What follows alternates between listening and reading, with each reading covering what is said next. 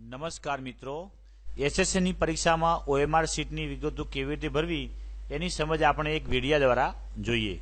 વિદ્યાર્થી મિત્રો, જ્યારે તમે પરીક્ષા ખંડમાં દાખલ થશો ત્યારે તમારા ખંડ નિરીક્ષક દ્વારા તમને આવા પ્રકારની એક શીટ આપવામાં આવશે જેને આપણે ઓએમઆર શીટ કહીશું। મિત્રો, આ ઓએમઆર શીટના જમણા ખૂણાની અંદર પરીક્ષાની તારીખ છે।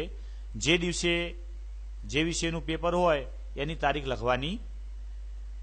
તારીખ કેવી રીતે લખવી જોઈ લઈએ। અહીંયા આગળ તારીખ લખી છે। મિત્રો, હવે આ જે નીચેનો ભાગ છે એ નીચેના ભાગને આપણે થોડો ઝૂમ કરીને જોઈ લઈએ કેવો દેખાશે। તો આ રીતનો નીચેનો ભાગ દેખાતો હશે જેમાં આપણે બધી વિગતો ભરવાની છે।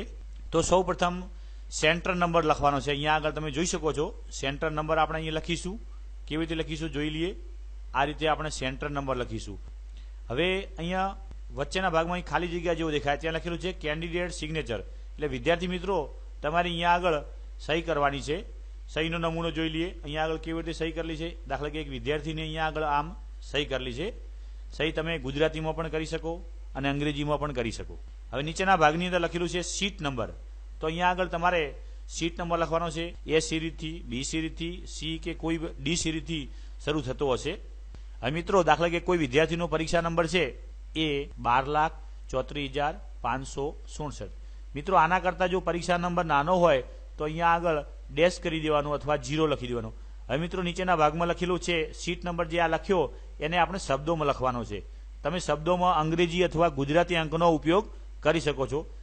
ઉદાહરણ તરીકે જોઈએ, લખેલું છે A1 2 3 4 5 6 7। કોઈ ગુજરાતીમાં આ રીતે પણ લખી શકે A1 2 3 4 5 6 7। મિત્રો, શબ્દોમાં આ રીતે આપણે નથી લખવાનું। કેવી રીતે કે 12,34,567 એવી રીતે આપણે શબ્દોમાં લખવાનું નથી। હવે મિત્રો, અહીંયા આગળ વિગતો ભરાયા પછી આ ઓએમઆર શીટની સાથે સાથે તમારા ખંડ નિરીક્ષક તમને પ્રશ્નપત્ર પણ આપશે જે આ મુજબનું દેખાતું છે। તમે જોઈ શકો છો અહીંયા આગળ N10 કૌંસમાં G લખેલું છે।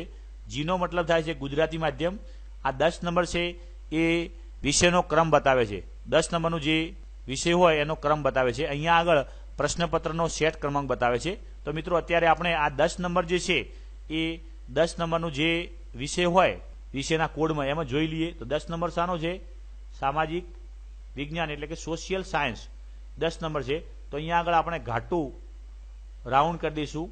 આ રાઉન્ડને એકદમ ઘટ્ટ કરી દઈશું તો તમને કેવું દેખાશે તમે જોઈ શકો છો અહીંયા ઘટ્ટ થઈ ગયું છે। મિત્રો, હવે આ જે પેપર છે પ્રશ્નપત્ર, એ પ્રશ્નપત્રના જમણા ખૂણાની અંદર પ્રશ્નપત્રનો સેટ નંબર લખેલો હશે। એ નંબર તમારે યાદ રાખવાનો। આ નંબર ખાસ યાદ રાખવાનો। આ નંબરની અંદર ભૂલ ન થવી જોઈએ, નહીં તો તમારું માર્કિંગ જે ખોટું થશે। આ 13 નંબર આપણે યાદ રાખીએ અને 13 નંબરને પ્રશ્નપત્રનો સેટ ક્રમાંક જે છે એ 13 નંબર લખી દઈએ।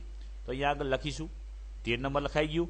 હવે આ 13 નંબર સેટ ક્રમાંક લખાયા પછી તમે ઉપરના ભાગમાં એક પટ્ટીમાં જોઈ શકો છો ત્યાં આગળ લખેલું છે પ્રશ્નપત્રના જમણા ખૂણામાં દર્શાવ્યા મુજબનો પ્રશ્નપત્રનો સેટ ક્રમાંક, જે આ નીચે આપેલા છે 15 સેટ ક્રમાંક, એ 15 સેટ ક્રમાંકોમાંથી જે અહીંયા આગળ દાખલા કે 13 છે તો 13 નું અહીંયા આગળ રાઉન્ડ કરી દઈશું આપણે। આ મુજબનું રાઉન્ડ થશે। મિત્રો, વિદ્યાર્થી મિત્રો, અહીંયા ખાસ ખબર રાખવાની છે આ સેટ ક્રમાંકમાં ડબલ રાઉન્ડ ન થઈ જાય એની પણ ખાસ ખબર રાખવાની। અને વિષયનો કોડ નંબર છે એમાં પણ ભૂલ ન થવી જોઈએ। મોટાભાગના વિદ્યાર્થીઓને શામાં ભૂલ થશે? એક તો ગુજરાતીના કોડમાં અને અંગ્રેજીના કોડમાં। વિદ્યાર્થી મિત્રો, ગુજરાતી માધ્યમના જે વિદ્યાર્થીઓ હોય એમને ગુજરાતી વિષયનો કોડ નંબર 01 આવશે, ખાસ યાદ રાખવાનું। અને મિત્રો, ગુજરાતી માધ્યમના જે વિદ્યાર્થીઓ છે એમને અંગ્રેજીની અંદર ખાસ યાદ રાખવાનું, અંગ્રેજી માટેનો એમનો કોડ નંબર હશે 16। આ ખાસ ગુજરાતી માધ્યમના વિદ્યાર્થીઓ કોડ નંબર 16 અંગ્રેજી એના આગળ રાઉન્ડ કરશે અને ઇંગ્લિશ માધ્યમના છે એમના માટે આ લાગુ પડશે 4 નંબર। એટલે 4 નંબરમાં અને 16 નંબરમાં ભૂલ ન થાય એની ખાસ ખબર રાખજો। અને ગુજરાતીમાં 1 નંબર અને 13 નંબરમાં ભૂલ ન થાય। ગુજરાતી 13 નંબર એ ઇંગ્લિશ માધ્યમના જે વિદ્યાર્થીઓ છે, અંગ્રેજી માધ્યમના વિદ્યાર્થીઓ, એમના માટે ગુજરાતીનો કોડ નંબર 13 હશે। બાકીના વિષયોમાં લગભગ ભૂલ થવાની શક્યતા નથી। મિત્રો, આ બધી વિગતો ભરાયા પછી જ્યારે તમારો લખવાનો સમય શરૂ થાય ત્યારે ઓએમઆર શીટની અંદર જરૂરી જવાબ લખશો। તમે લખવાનું ચાલુ કર્યા પછી 10 કે 15 મિનિટ પછી તમારા જે ખંડ નિરીક્ષક હશે એ તમારી પાસે આવા પ્રકારનો એક સ્ટીકર લઈને આવશે જેને આપણે બારકોડ સ્ટીકર કહીશું। બારકોડ કહીશું। એમાં તમારા જે નંબરનું છે એ નંબરનું સ્ટીકર અહીંથી ઉખાડી અને તમારી જે OMR શીટ છે એની અંદર લગાવશે. દાખલા કે આપણે અહીંયા આગળ પહેલા નંબરનું જે છે 12,34,567 જે આપણે નંબર લખેલો આ નંબરનો ઉખાડી અને તમારા જે શીટ નંબર છે એમાં લગાવશે. કેવી રીતે લગાવશે જોઈ લઈએ. આ જગ્યા જે ખાલી જગ્યા છે એ ખાલી જગ્યાની અંદર ત્યાં આગળ તમારા ખંડ નિરીક્ષક બારકોડ સ્ટીકર લગાવશે. આ બારકોડ સ્ટીકર ખંડ નિરીક્ષકને જ લગાવવાનું હોય છે, એટલે તમને લગાવવા આપે તો પણ તમે લગાવતા નહીં, કારણ કે ભૂલ થવાની શક્યતા રહેલી છે. બારકોડ સ્ટીકર છે એ ખંડ નિરીક્ષક લગાવશે. આ રીતે લગાવશે. જુઓ, તમે જોઈ શકો છો. લગાવે એટલે ખાસ શું ખબર રાખવાની વિદ્યાર્થી મિત્રો, આ જે લાઈનો છે એ 12 હોવી જોઈએ. અરે જ્યારે અહીંયા આગળ ખંડ નિરીક્ષક લગાવે તમે જોઈ શકો છો જવાબવાહીનો નંબર છે. આ જે જવાબવાહીનો અહીં નંબર જે દેખાય છે એ નંબર તમારી જે રિસિપ્ટ અથવા જે હોલ ટિકિટ છે એની અંદર જે તે વિષયના ખાનું હોય એની અંદર લખવાનો છે. પછી બીજું ખાસ અહીં જોઈ લેવાનું કે આ તમારો જ બેઠક નંબર છે એ ખાસ જોઈ લેવાનું, બીજા કોઈનો તો નથી ને, એ ખાસ નંબર આ જોઈ લેવાનો, બેઠક નંબર, વિષયનો નંબર પણ જોઈ લેવાનો. મિત્રો આ બારકોડ સ્ટીકર લગાવ્યા પછી તમારા જે ખંડ નિરીક્ષક હશે એ નીચેના ભાગની અંદર જે અહીંયા block supervisor signature and name ત્યાં આગળ એની સહી કરશે. એક્ઝામ્પલ તરીકે અહીં જોઈ શકો છો આ રીતે સહી કરશે. અને મિત્રો બાકીના જે તમારા પ્રશ્નો રહ્યા હોય એ પણ તમે ફટાફટ સમયની અનુકૂળતા પ્રમાણે ભરવાનું ચાલુ રાખશો અને સમય પ્રમાણે તમે પૂર્ણ પણ કરી દેશો. હવે તમે અહીંયા આગળ જોઈ શકો છો આ તમારી જે OMR શીટ હતી એમાં તમે જરૂરી જવાબ સાથે બધી વિગતો ભરી દીધી છે, કમ્પ્લીટ થઈ ગઈ છે.